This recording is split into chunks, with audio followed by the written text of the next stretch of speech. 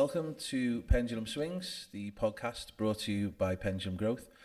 Today, we're going to be talking about a headline that is very prevalent in the news at the moment, which is that over the last few days, sick days hit the highest level for 10 years. So we're going to be talking about why we think that is. Now, one of the things we're going to caveat, first of all, before we get into it, is these are the views of Pendulum Growth, our CIC company, and not representative of anyone who you can't see on the screen at the moment or hear in your ears. So without any ado, I'm going to first of all introduce myself. I'm Mark Parfitt. This is Paul MacDonald. And this is Tom Molyneux. So lads, welcome. In this podcast, as we said, we're going to talk about that headline, why we think or why it's published that, sick days are the highest they've ever been in the last 10 years. What do you think, based on what we've read or what you've seen in our sort of interactions in the community, why do we think this might be? Where do we start with it? Paul? I'm thinking. I think ultimately, first and foremost, it's not a surprise to us that that's the case. Mm-hmm. when that study's been released this week. I think through work in the community, our own day-to-day lives, and the type of work that we do, we come across a lot of people, and you do notice, that the people go off sick. It's not something that's uncommon. And I think admittedly as well, we all held our hands up. We probably felt at times like we could go off sick when it comes to the things that happen in life, which cause us to maybe need some time away from work. So it's not a surprise. Yeah. I think for me, which probably maybe brings it to life a little bit, this was a huge study that was completed. And it was completed by CIPD, which I think that's Chartered Institute of Personnel and Development, and Simply Health. So it's one of the biggest studies in the UK. And I think the thing for me, which was quite striking with it, is that the levels now are higher than they were during the pandemic and pre-pandemic. Because I think in the past, we probably think, due to COVID, it's a bit of an anomaly, something unknown to us all. We can maybe understand why they've gone higher. Mm-hmm. We are now in 2023. We're not in lockdowns anymore. We do have, however you want to call it, but we are back to normal now. Yeah. We're not restricted by anything. Well, depends how you think on that, but we're not formally restricted by anything. So you'd think by now we'd be getting back to normal. Mm-hmm. So for me, I think there's many reasons why it's higher. Mm-hmm. I think one thing we'll get into today, I think obviously mental health is part of that. The number one reason for sick days is either ill mental health or stress. That's it, yeah. And again, no surprises there, if we're being honest. I think the second one was COVID, so people still feeling the after effects of that. I think hybrid working from home is a little bit in that as well, and I think that's something we can probably all talk to as well. The adjustment to, for us three, we were working in an office every day of the week to working one day a week and the rest at home. It's a big adjustment to do that. For some people, it probably sounds amazing, but to some, it's the worst thing that's happened. So, yeah, I think just to sort of summarise there, it's a huge, humongous study. There's loads of brilliant data coming from it, but it's no surprise that it's as high as it is. And we're in a position now where I think a lot of people are looking at that and thinking, okay, what do we do? How do we support and help these people who are ultimately going off? And there's obviously a disconnect, because I know what we've said there will speak to people with some of them reasons. But there'll be some people who say, well, mine isn't any of that. It might be purpose, it might be career, and again, we're going to talk a little bit about that. But go on, Tom, you can give your thoughts. What was your sort of initial reaction, I suppose, when you read that headline this week? Yeah, I think there's definitely two sides of the coin on this as well. So we need to look at the things that are causing this stress, the issues with ill mental health, and the outside influences on that. And then at the other side of the coin for me is the things that people are doing to reduce that stress as well. So we'll often talk about a stress bucket. We've done so for years when working in the community. There are certain things that fill that bucket up, and there are certain things that empty that bucket as well. And what we'll dig into today with the data that we've looked at, the studies, are the things that are causing that bucket to fill up more considerably. And I suppose we can take a bit of time to look at the things that maybe people are doing differently nowadays, or aren't doing, or aren't able to do, that would previously have emptied that bucket as well, which allows for a better balance and for people to continue through their working life, more difficult periods, more successfully, without needing to take time off work or time away from the day-to-day tasks because of that build-up of stress. So they're the two things I think we will look to explore today. I think the first of those, the build-up of the stress, is the one we'll touch on more, just to bring to light what we see and what we feel is causing that. Yeah, so we did pick up on a few different topics, didn't we? Things that we've seen as key indicators probably in the community, stuff that we've probably felt ourselves, and maybe things that we've seen through our friends, family, and maybe stuff that we've read about as well. I think the one to kick off for me, or the one that I think is quite prevalent at the moment for a lot of people I know and people in the community, is around financial stress.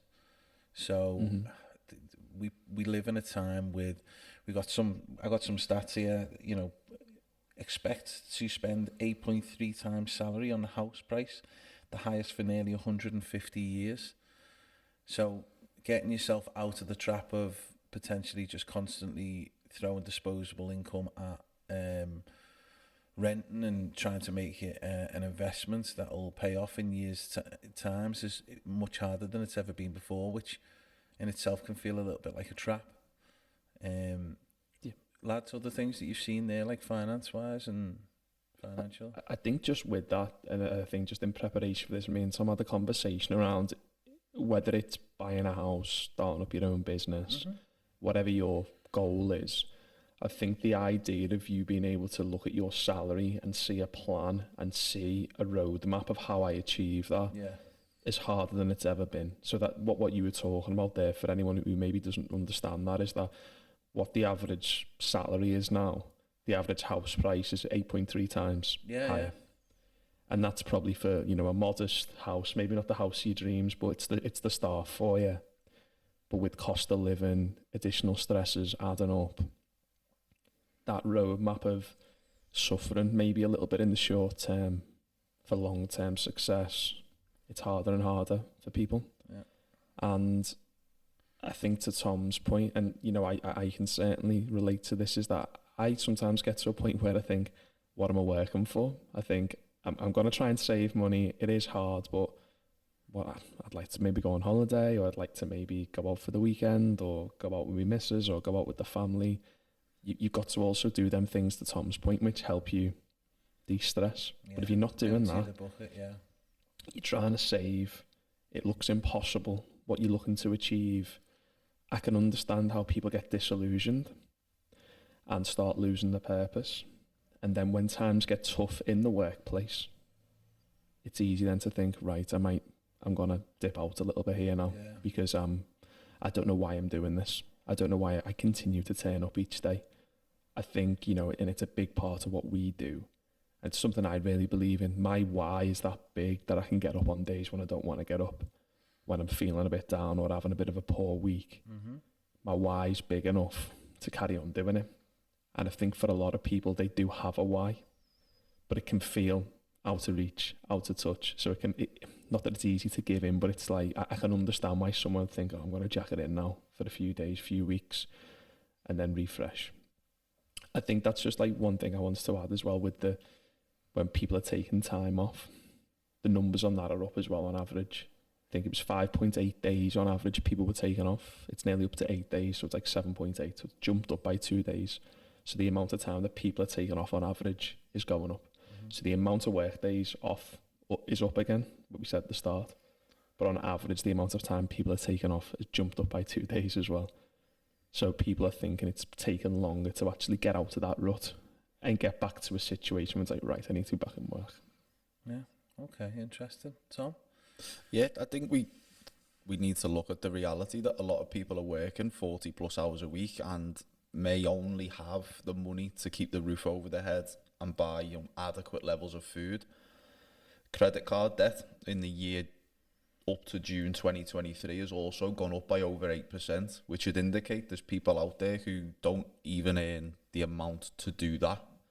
okay, we've got to look at consumerism, and people now are looking at other people going on holidays, wearing nice clothes, driving nice cars, and are probably overreaching from a consumer standpoint. But it wouldn't surprise me that a lot of those people who have amassed credit card debt over the last 12 to 18 months are just doing so to get by, whether it's to buy, you know, clothes for the kids for school, to pay for food, to pay for repairs in the house. There's a real element out there of people just not making enough to get by, which is going to cause stress. For anyone who's ever been in a place of debt or looking at, you know, the next couple of months and wondering how you're going to pay your essential bills, the amount of stress and anxiety that can genuinely cause is enormous. So to add to Paul's point, people not being able to save, to look forward to big life goals, whether that be a house purchase, even a holiday. You'll have seen or felt yourselves, I know I have, in the last couple of years, we've had obviously a period where we've been massively, you know, discouraged to travel because of the restrictions in place, and maybe that's now had a hangover where people just haven't got back into the habit of travelling. But also for many, I believe it'll be a financial case where people are looking at holidays. They've gone through the roof cost-wise. You've had other things you've had to do to go on holiday as well. People maybe just don't look at it now as that an attractive and an affordable proposition anymore. So that will also play into the stress. How many times have you heard someone who's got 3 weeks to go till a holiday and it's just, I'll get through this 3 weeks and I've got my holiday, I'll empty that stress bucket and then I can roll back into it again. So there's so many different angles this is coming from, but it's all resulting in what we're seeing with the data of people taking more days off per year. Their absences are generally longer as well.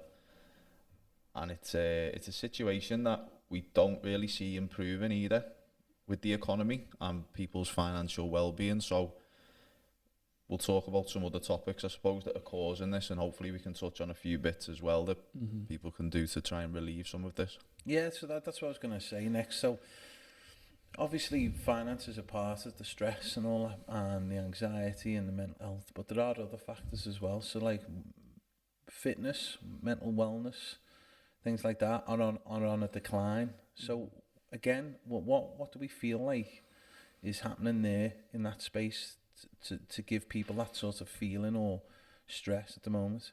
Paul, any thoughts? There's a couple of ways to look at this, right? So I think we all need to be honest that at times that work is hard, and work comes with challenges and things go wrong when we're at work, and you need to be really resilient in the workplace. And you know, whether you're self-employed, plasterer, builder, dealing with difficult customers, working for a bank, working in a shop with customers who are up, we've got to be resilient to do it. And I feel, again, from my own opinion of managing people, working in the community, the skill of resilience for me feels like at an all-time low. And I'm not blaming people for that, because I don't think there's much in the school curriculum or in higher education where we actually talk to people about being resilient. I think naturally people become resilient maybe through having tough life experiences and having to work through challenges. But for for some people who've lived good lives and been through school and been through education, once they get into the world of work, they always say welcome to the real world, right? So I think when times get tough, there's a choice, right? You roll with it and you deal with the difficult times and you learn from it and you understand it's going to make you stronger. But ultimately, when that first happens to you, it can feel like, oh, bloody, I need some time away from this. I need to look away. So I would say resilience is one element of it. That and there's this thing that we've all heard of, right? Imposter syndrome. It feels like it's a massive buzzword. For me, I would more categorize it as self-doubt. Is that when we find ourselves in positions where it's new environments, new challenges, we'll cripple ourselves with self-doubt and tell ourselves what we can't do and what we're not capable of and what we can't do yet. There's that yet word again, growth mindset. Yeah. And I think when you're in that situation, and again, I'll hold my hands up, I've been there, it's easy to avoid it, back out, stay out of that situation. But in the world of work, that situation happens tomorrow, the day after, and the day after it. There's no escape from it. So ultimately will lead to people to feeling stressed, feeling anxious, and needing to get out of that situation, maybe not just avoid it for one day where I can and keep up appearances and stay in work, but actually probably need a week out here, a couple of weeks. The pressure will be off me a little bit then, and then I'll come back in. And again, I've done that. I think other people will have done that. Maybe not just in work, in other situations where you avoid it and come out of it. I think as well, without getting into like too much detail, I think working environments at times are not set up for positive wellness and positive mental health, or the environment is not there for people to actually feel comfortable to talk about these things and show that vulnerability. In that study, and admittedly, a lot of the sort of quotes were from teachers and NHS staff, which obviously we all know at the minute, there's strikes and there's a lot of other sort of action going on at the minute, but they described their workplaces as being toxic. And again, that's another thing that we hear a lot, toxic work environments. And again, I can believe that toxic work environments do exist where it's not, there's more important things than people's mental health and stress. We need to keep ourselves afloat, make a profit, etc., etc. Mm-hmm. So I think at times, naturally, the workplace and mental health and mental wellness don't always go hand in hand. And admittedly, there will be some great examples out there that I'm sure, people will be able to tell us about. But I think on the whole, and again, from the studies, there's something clearly, there's clearly a disconnect. And if the number one reason is mental health in private and public sector, according to the study, there's something that needs to change. We've all heard of, probably more in the Nordic regions like Sweden, Norway, they have gyms on site. They give dedicated time for wellness. Yeah. That's just one idea going into solution mode here. But yeah, they'd be the things for me. I'd think resilience, and again, people working, people not working, people in the community. I think resilience is something that, again, I'm not saying that mine's the best, you know what I mean? It's better than what it was, but I think it's something we could all do better, right? Yeah. We could all be more resilient. Yeah. There's no one who's too resilient. We could all be more resilient. And I think the environments that we work in, a little bit different. And for me, there's a bit of a disconnect between, people going off sick and the environment. We need to bring them closer together and make people feel more comfortable in the environments they're working in. I think you make some really valid points, and I think there's something you touched on there, and I know Tom's really passionate about this, and obviously, technically, you are a professional now on it, so fitness as well plays a part in your mental health, doesn't it? And it's not just the resilience of the mind, I guess the body taking on some of that sort of feeling. And I know myself, some of the work you've done with me, mate, and helping me work on, weights, and both of you actually weightlifting and all that kind of stuff has helped with my just day-to-day life and feeling more like I could do more with my kids. So how does that play a part in terms of your mental health and your fitness, Tom? What do you think? How long have we got? Can you give us it in a soundbite, please, mate? Yeah, so I'll probably just briefly touch on, there's the exercise element, the actual doing of the exercise, and then there's being fitter and healthier. Mm-hmm. So I mean, the exercise element absolutely reduces stress, the feeling, the dopamines, the endorphins that come from exercise itself is phenomenal, and it beats anything that's out there, in my opinion. We've seen people who are really struggling with their mental health. They may even be close to suicide. They've had suicidal ideation, implementing an exercise program or plan. And I'm not saying it's the sole thing that person did, but the common denominator of people we've worked with in the community who've drastically improved are the ones who've really embraced an exercise plan. Mm-hmm. So there's the actual exercise itself. In terms of being fitter and healthier, your day's easier, without question. The fitter you are, if you have a fit person and an unfit person who go about the same day's work, the fitter person is going to find that day's work less challenging. Whether it's, the heart rate's lower throughout the day, which means that it feels easier. Mm-hmm.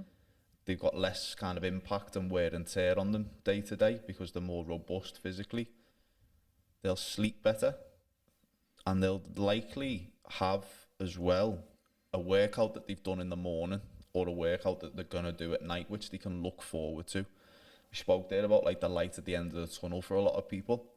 If you attend a gym or an exercise class or something in the evening, how many people do you know who you've been in the work day? They're looking forward to it. You know, they might get a coffee a bit later in the day because they want to get back buzzing again to go to the gym. They'll have a pre-workout, a bit of good food. I suppose your diet as well. Those who take care of themselves and go to the gym, they're investing that time and effort.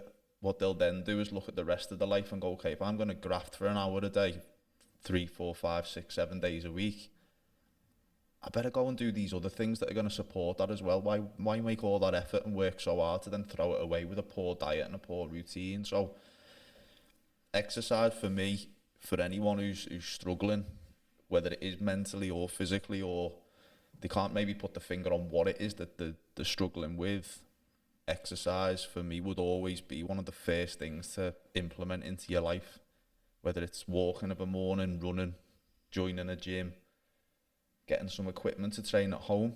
There's so many options there available now as well, and you've got clubs all around the city, particularly in Liverpool, that you can go and join, so you're not on your own doing it. Yeah, I'd probably do a 4 or 5 hour podcast, mate, about the impacts of it, and we could drill down, but I think everyone knows this as well. I think that's the thing now. It's not a mystery. For anyone who's not exercising, really ask yourself why. Yeah. Yeah. Can I just add to that? Just something I thought was quite interesting, just from what Tom said there. I think everyone knows this. Well, I think that was interesting is when they broke down this study, there was short-term illness and long-term illness. Top 3 reasons. In your short-term illness, you had mental health, obviously, as you mentioned, but also musculoskeletal conditions. In long-term as well, you'd had mental health and musculoskeletal conditions. I don't know much about musculoskeletal conditions, but I know it probably will limit your ability to be able to exercise. Mm-hmm. So I can imagine, and I've said this before, I think there's a lot of people out there who are mentally fit, but they've just done activity and exercise year after year because they enjoy it. But as like a secondary benefit, it's kept them mentally quite sound. Yeah. Because it through community, keeping them fit, keeping them social. But they then may get an injury or a condition which stops their ability to be able to exercise. And then for the first time in their life, they're like, oh God, I understand what people mean now about mental health. I've got this condition, but I can't do the things that I love anymore that keep me fit, keep me healthy, keep me seeing people. And now I've got a mental health problem. So I think personally as well, I'd argue as well, there's probably people out there who agree with exactly what Tom's saying, but there is a legitimate reason why they can't. Yeah. And I think that's something all 3 of us, every podcast we do, we talk about fitness and how much it helps us. But what's our plan B? And I'm not asking us to talk about it right now, but like it's something that we talk about quite regularly, is that if we ever get an injury or have to have an operation, or what's our plan B? What do we do? And I know there is things, you know, that we'd kick into. Yeah. But I'd imagine there's a lot of people out there who'd love to be able to get fit. But there's a legitimate reason why not, and we understand that. We're not saying everyone needs to join the gym and do all this business. I think one of the things we always say, and I think we'll continue to say, is we always look at the things that are within your power to do, don't we? That's undercuts everything that we talk about, and there's always something that you can do, although it may be on a smaller scale or a larger scale dependent. There are always times, and it's the same with sickness, there are always times where you're going to have to seek a professional help. There's things that are out of your control, but there are always ways of controlling responses to it and things like that. So we always look for what you can do, because we think a life with purpose, whatever it is a life well lived, isn't it? So I suppose we've cut on some core strings, and listen, we could do this all day, couldn't we? We've talked on the financial, we've talked on the physical, we've talked on the mental a little bit. Is there any other little bits that we want to sort of just cut into before we maybe talk about what our thoughts are and what you could do? I think the only one that we mentioned beforehand was there's a lot of people out there who see themselves as just having a job and not having a career, and having, again, that roadmap of success. So I know, a lot of people who may be in like trainee positions or graduate positions, and now I do this for 2 or 3 years, but at the end of the tunnel, I might have an exam or I might have a assessment. I then get the job that I want to do. There's a lot of people out there, unfortunately, who don't see an end point. Again, light at the end of the tunnel. There's no hope. And again, we understand that. I think we've all been in that position in jobs where you just feel like, I'm standing on my head here, what am I doing? And I think even that, how do you snap out of that? That's difficult. And I think that common denominator amongst us three, community, people we've worked with, and ultimately give us the inspiration to do Momentum and do the programme that we've been delivering in the community, and we continue to deliver as Pendulum. That's one of the reasons, personally, for me, why it works, because it ultimately gives you something to aim for, set goals, light at the end of the tunnel. That takes us neatly onto the bit we were going to talk about, which is what we feel is something that we're doing in that space, isn't it? So we've talked about, and some of the unifying things that cut through these subjects are having a sense of purpose that we feel is vitally important. So whether it's your mental health, your physical health, your financial health, anything we've talked about there, having a purpose, having a goal and an aim of something that you're going to work for really helps to deal with those days where things aren't so easy, things aren't so simple. It's not summer and you're not getting up when it's sunny. You're getting up in the winter and in the cold to go and do that workout, or you're getting up to do that job, or you're getting up making that money for that reason and having a goal and stuff like that. So we pulled together the Momentum project based on, what is it, maybe 3 years worth of observations, working in the community, working in a men's mental health charity. We've been in the probation service. We're going to be working with young adults at some point as well. And we've also been in the commercial sector as well. We've been into and worked in a business and delivered some of this. And we've honed this down to 5 real pillars that we work on in the Momentum project. So what are those 5 pillars? I think it's really important, I think, that we talk a little bit about each of the pillars, why we think they're really valuable, and sort of maybe understand a little bit about why we've included them in the project and think that this is really useful. It's not a surprise or a accident that it's called Momentum. The idea is to move you forward through whatever it is you're dealing with. So where do we start? What's the jumping off point, Paul? It is reflection. Okay. And I believe Tom has something on reflection, don't you? Yeah, Tom? Yeah, so I think we're going to open each section with a stat, aren't we, from Okay. some studies that we've taken a look at. So with reflection, Harvard Business School have done a review of this, and they found that reflecting at the end of the day, so your working day, whatever that may be, increased productivity by 23% amongst the cohort that began to reflect and against those who didn't, and that took just 10 days to create that gap. So reflection essentially is looking back in order to learn, to then take those learns forward and to make positive changes and adjustments to your daily habits, your relationships, your attitude and outlook towards life as well. And then from that learn, implement it moving forward, carry on for a period, reassess, and do that as a continuous practice. Now that can be daily, can be weekly, can even be monthly. It's something that we all do in the corporate workspace, but admittedly, probably for us as well, is it something we did in our own lives until maybe, I don't know, for each of us, probably a couple of years ago, a year ago maybe, that we started reflecting on our actual lives themselves and going, okay, this is what I've learned over the last 20, 30, 40 years. Thanks, mate. And then what is it we're going to do with that information? What are the things that we enjoy? What are we passionate about? What doesn't work for us? Okay, we've made that assessment. Now let's change how the future of our lives are going to look. I think one thing we need to mention as well that's really important here, not just are these our observations from the community and the organisations, but observations from us and what we've implemented. And I'll probably do another podcast at the end of the year about the time that we've sat down in January and the impact that's had on all 3 of us when we've put these things into practice in the way that we deliver them through Pendulum. But yeah, that's reflection. Huge impacts for all of us. We've seen those who either journal or have some form of reflective practice. The positive impact is clearly there to see, and it helps break negative cycles. That's one of the most important things I think it does, particularly if you're in a rut, if you're in a sustained period of negative experiences, not feeling like you're going anywhere, become dejected, you lose hope. To reflect, get out of that cycle and make some positive changes can literally transform your life in quite a short period of time, as that business review has shown. 23% increase in 10 days.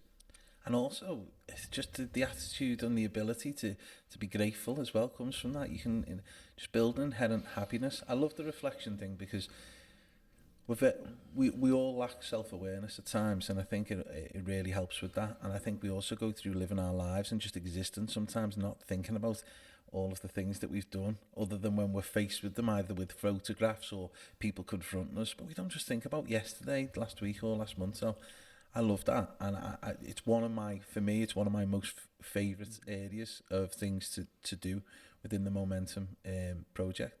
Paul? I think with that, don't we deliberately put it at the start. Yeah. It's a staple of CBT counselling, the ability to unpick your thoughts, behaviours, look back, learn about yourself. If you find yourself in the same situation time and time again, through reflective practice, you'll be able to understand why that is, why certain things happen. I think just something to add from us is that the reason why we're talking through this as well is because we think these 5 pillars answer some of these questions that we've been talking about today. Yeah.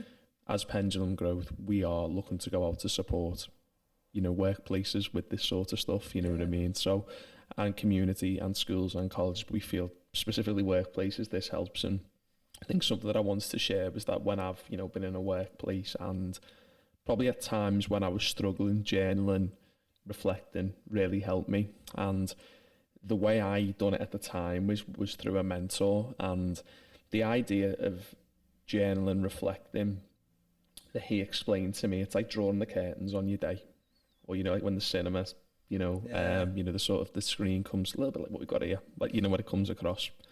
It's the end of the day. You draw a line under it. It's done.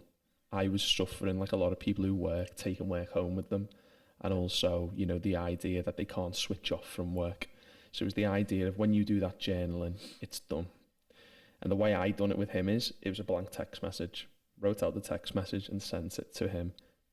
I wasn't expecting a response, don't want a response, but it was that idea of, it's gone now. I can go on to the next day, forget about it, take the lens, what would I do differently, and move forward. So I think we really, really love reflection, but also as well, it's really effective in the workplace as well.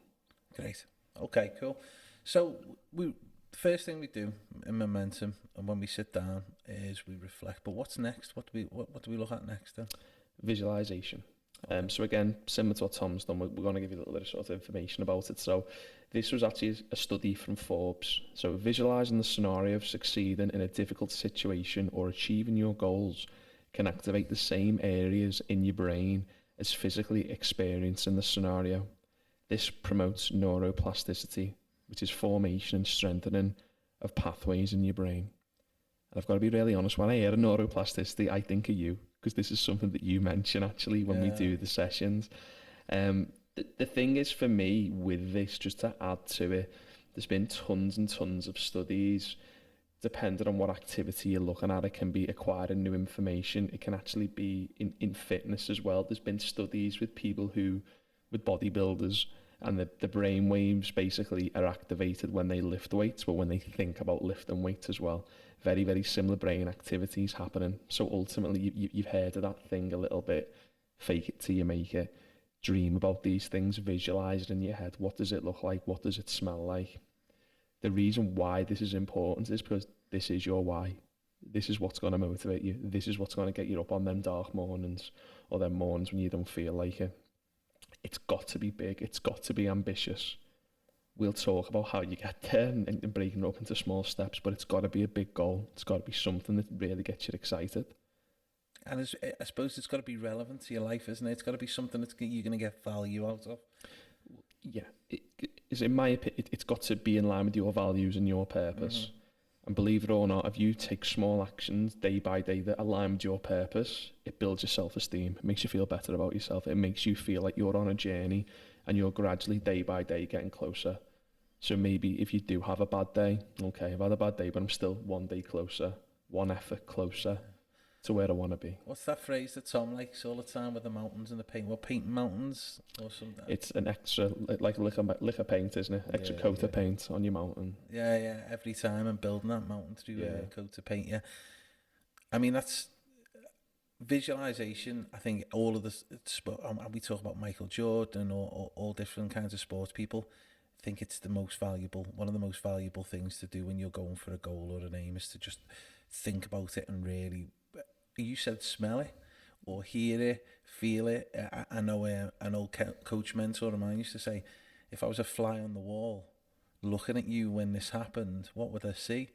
And that gives you a good chance to look outside yourself and look at yourself, and go, actually, I'd probably be more confident. I'm going to be this, I'm going to be that, I'm going to be more, whatever it is, fitter, leaner, happier. These are the kinds of things that we're looking at. Wonderful. Okay, so I think if we think about now that, and I like to think of a big canyon, like the Grand Canyon. I think of where you've been as being one side of the canyon. Where you want to be is the visualization, is the future of it. The bit that I'm going to talk about now is the bit in the middle, which is the sort of setting those goals and actions and stuff like that, building a robust plan, which in my head looks like a bridge from the past to the future, if you want. So my little piece of information I've just got from Psychology Today, which says having a purpose in life could promote your physical health, your mental health and happiness. Purpose offers a variety of other benefits as well, including better sleep, a sense that your activities are worthwhile, and it could be the key to healthy aging as well, which is really important for me because, as Tom pointed out, I'm in my 40s. So action setting is the third thing we do. So I think it's valuable. I think it's super valuable. I think loads of people don't have a plan. They sort of go at things. They don't have a plan for the gym often. They just go to the gym, do exercise. They don't know what they're doing it for, and they just know that they want to get fitter and all that kind of stuff. But having been able to write things down is hugely valuable, because in the sense of writing it down and capturing it, you take it from the ethereal to the real. You put it to the paper, and then as you do that, and as we go through that section, we'll we teach you how to not only write things down, but like give you when are you going to do it by, break it down into manageable chunks. Is it realistic? You're asking yourself the right things and all that kind of stuff. So we go through a series of different things. We have a bit of a template for you to sort of capture that on, and then it's a bit of a tool in your toolbox to go, how do I do this in the future? Okay, so first thing, let me think about where I've been. Okay, next thing, let me visualize the future. Okay, what's the gap between the two, and how do I put it down into a meaningful plan for myself? Once you got a plan, once you got a roadmap, it's not that it's easy, but you know what you're doing, don't you? You know where you're going and how to do it. So it's just a case of doing the do then, isn't it? It's a case of the grind. It might be the get up in the morning. It might be the stay up at night. It might be the extra learn, the fitness, investing in yourself a little bit more. Whatever it is, you'd have that plan in place, don't you? So I think that's really, really valuable as well. Anything on action setting before we move on, lads? Our big thing is less talk, more action. Yeah. And unfortunately, we all know out there, a lot of people talk a big game, and they'll say, "Oh, I could have done that. I could have done this." I remember as a child, I'd see adults say things like that. I had dreams. I had this. I had that. And I think we all do. I think that's another thing just to add. Right. I think working sometimes in a job that you maybe not fully invested in, it makes your dreams feel like they're impossible and a million miles away. Setting an action plan, again, day by day, step by step, will get you there, and it could take years, but at least you're on the journey and you're having a go. You'd rather rise and fall and think, at least I tried and I learned a load of things along the way, and it'll make you better for version 2 when I go again. You'd much rather have a go at that than just leave it and just talk about it. Like how, this is the thing I always say to Tom, it used to frustrate me a number of years ago, like when you have people in your life who you maybe only see 6 months at a time, or you might see them at that awkward dinner or Christmas at birthdays, and people say, "Oh, what are you doing with your life? And what have you been up to?" And you're a bit like, "Oh, no, yeah, I'm still doing this." Working. Yeah. It is refreshing to be able to say, "Oh, I'm studying this. I've made this progress. I've been speaking with these people, and we've got this going on and that going on." And you know it yourselves. You probably have it when people ask you, what you're doing with Pendulum. "Oh, we've got this going on. That's dead interesting. That's dead exciting. We've got a million and one things." And that doesn't just happen. It's action. Like we've had to, put it to the test this year and really force ourselves to have an action plan, and again, fail come back, learn again. So yeah, I think I spoke up for Tom there. The first time we've done it in a podcast. So there's a fine for me. Were you going to say something just about action That's setting? 50 burpees, that, mate. For me, in terms of action setting, I think having that visualization or goal that you want to achieve and then reverse engineer from there. So for me, let's say to be a strength and conditioning coach, that would be the visualization. Okay, well, what's the qualification that I need? Okay, let's find the qualification body. There you go. There's your first action. Find one, enter one, pay for one, complete it. There's that section. You need to find somewhere to work. Okay, look at your local areas. What are the gyms that you would like to work in? Find the gym owner, contact them. Suddenly, all you've done is send an email to a gym owner and find an exam body. Suddenly, you're like 20% of the way there. Yeah. So what seemed like a really far away goal, now you've probably made 20% of the progress just by taking 2 very, very small actions. The same, I suppose, for Paul, doing the job he's now done. He looked at the job and went, okay, well, I need to do this qualification, and I could do with speaking to someone. Let's find someone to speak to. You're on the path then. You've brought other people into play as well now. And you could do that for, if it's a job, Setting up a business. if it's a skill, setting up a business, if it's a change to your lifestyle as well. Where do you want to be then? I suppose for yourself this year, mate, it's, okay, I want to get fitter and healthier. I need to join the gym. Where's my local gym? Bang, done. Part way there now. Yeah. It's a commitment as well, isn't it? You Yeah. put yourself, you know, invest. you put some time and effort into it. You start to build momentum. There we go. So yeah, absolutely spot on, lad. So next one for me, when we're talking about that bridge, if we will, across the Grand Canyon, and you building towards the future, is you're gonna come across. You're gonna have to fortify your bridge because you're gonna come across criticism. So this is our 4th pillar of the 5, and we look at criticism. We look at self-criticism. We look at criticism from others. What's valuable, what isn't. So my little stat here, or my little thing here. At least 2 regions of the brain, the amygdala, well, I've probably not said that right, and the medial prefrontal cortex, work harder when processing criticism and keep the brain from doing much else. So that was from a study from the University of California by Dr. Martin Paulus. What that means is it totally occupies our mind. If we get criticised by someone who we care about, or someone valuable, or even if we get criticised by people who we don't care about, but we struggle to deal with that criticism, it can do all kinds to us. It can knock our confidence. We decide to give up, maybe. It makes us less confident when we do that thing again. So we take that time as one of our pillars to understand, where do you get valuable criticism from? Where do you get negative criticism from? Where might that criticism be coming from? How do you process it? What do you use? What do you put your armour on for? So it bounces off you. What stuff do you open up to and go, oh, I'm going to deal with this. There's actually a bit of value in this, even though it's probably not coming from a great place. There is a truth to it, and I can absorb that truth and make it a better 2.0 version of me. So that's why we deal with criticism. Any points on that?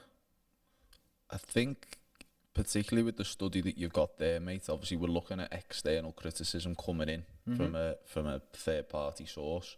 We've also got internal criticism as well, which, for the type of impact that you've seen there in the study, internal criticism is going to, I think, activate that impact actually more frequently than external. Yeah, particularly absolutely. These days. We've got comparison through social media. You're no longer just looking at what the people on your street have got. You're looking at the whole world and comparing what they have to you.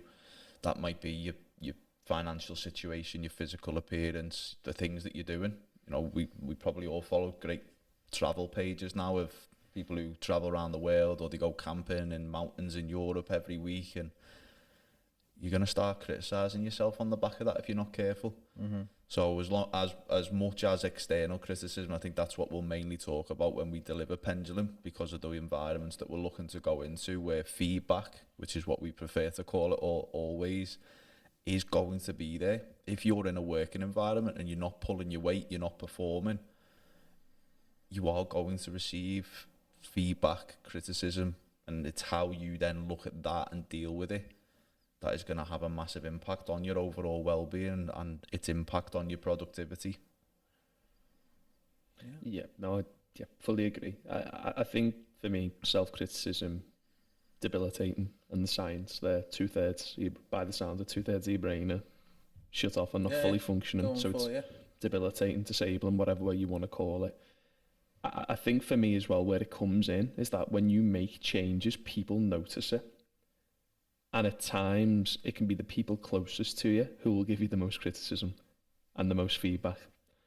And sometimes it's constructive. But sometimes, as we see, it can be people who maybe feel a little bit maybe threatened. Oh, God, they're making the changes that maybe I want to do. And it makes them feel uncomfortable. Yeah. So I think that's something that we deal with as well. And we help you sort of be able to navigate and see it as a positive thing and be able to use it for strength as well, because there will be some good feedback that's coming your way as well, especially the world of work. Yeah, absolutely. And then that takes us neatly to our final pillar, failure. Mm-hmm.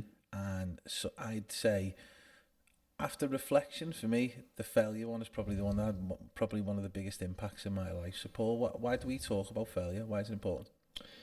So yeah, just to follow what we've been doing then. So this was a Scientific America study. So they summarised that the recipe for succeeding in any given field are the following attributes. So good ideas, hard work, discipline, imagination, perseverance, a bit of luck, but the essential prerequisite to it is failure. And we've referenced it there a little bit in the action setting, is that when you take action, the likelihood is that you're going to fail.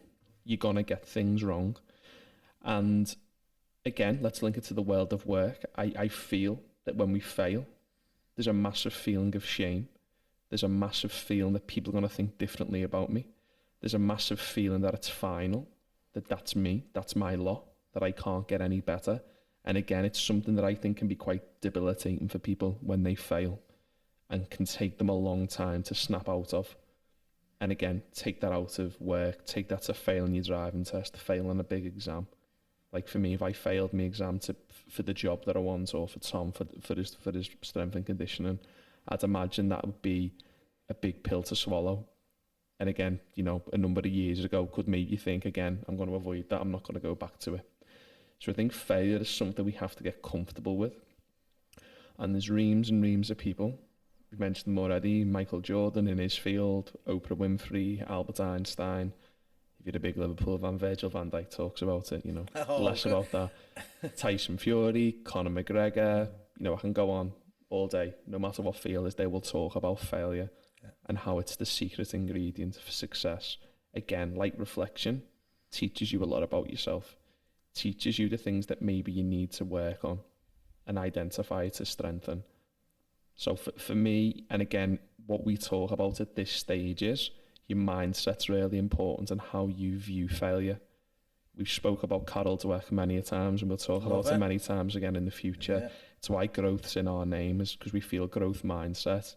Again, we latch on to key ingredients. That'll be something as well as how we view failure, how we view things that go wrong in our lives. We see as an opportunity to get better and to learn. So yeah, failure. Yeah, for me, one of my favourite ones to run through. What do you think, lads? Failure? It's necessary, isn't it? It's essential. If you never fail, anyone who doesn't fail, I can probably show you're a very static individual. Yeah. The type of person who will fall into these categories that we've spoken about today, likely maybe doesn't have a purpose that they're reaching for, will eventually feel stressed. They may numb it for a period of time through or everything under the sun that's now available to us, but at some point it will certainly come. The chickens will come to roost. If you're not failing, you're not reaching, you're not looking to make forward changes, which is what satisfies like our dopamine system, making small achievements, which requires a risk of failure at all times. It will eventually catch up. I feel I've had it myself in my own life, where you're on a very very static position where you're just going round, spinning your wheels, feeling like you're working hard, but you're not going anywhere. You're not really reaching for anything. I'd probably say for myself this year, one of the most productive years I've ever had. Probably the most. I've failed more than I've ever failed before in my life this year. And it's still been a great year. Yeah. And I suppose you lads maybe want to lean in on that as well for yourselves. I don't know, but we know the journey we've been on, just setting up Pendulum Growth and setting up a CIC. Yep. There's been lots of learns, there's been lots of fails. But again, it just reloads you for the next run. Okay, we learned that from the last time. Okay, here's how we need to adjust. Here's how we need to, bounce. What's you're saying? You bounce forward. Yeah. Not just you don't bounce back, you bounce forward. Yeah. And that's how you do it. And no one likes failing. That's the thing. Even though no one likes it. But you've got more armour, you've just got more resilience to deal with it. And not that you welcome it, but it's like, okay, I understand how I can navigate this now. It's not that sort of end of the road. It's, okay, I just need to adjust the position I'm taking to ensure that we get past that now. Yeah. And there'll be another failure a few months down the line, but you go for it. And the one thing for me, I'm running a marathon at the end of the year. Just thought I'd drop that in. There'll be failures along the way. There'll be injuries. The day will be tough. I could do all the preps, but there'll be roadblocks along the way that'll make it difficult. But it's okay. You just have to change your path, change your course. It's not the sign that you need to give up. It's the sign, oh, you're not good enough. It's the sign, okay, we just maybe need to adjust what we're doing. Yeah. We're not gonna, if it was that easy, we'd have achieved these goals years ago, not have to do things like this. But these are the things that stop us. That's what makes it good, though, making it hard, doesn't it? And I always say to you guys, because it makes me smile, whenever we fail, it's just added to the montage of the film they're going to make of us, isn't it? That's the bit where you go... The cutscenes. Yeah, where it shows you all the different things where you're working out like Rocky and you're carrying the meat in the snow and all that kind of jazz. So what music's going to be playing in the background? Oh, mate, there's too many songs to think of here.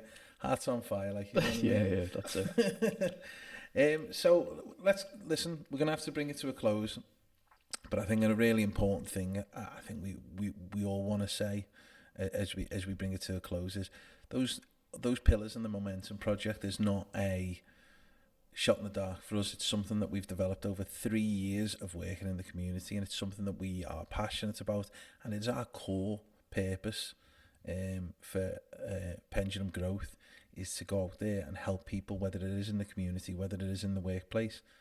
So I would like to take this opportunity to say that if you're interested in what you've heard, if you feel like it'll benefit you in whatever you work or whatever you do, then do reach out to us. There is 1,000 ways you can get hold of us, but pendulumgrowth.com is our website, and there's a place for you to reach out to us there. If you're a social media person, then you can find us on Insta, very easy. You can find us on our YouTube channel as well, Pendulum Growth.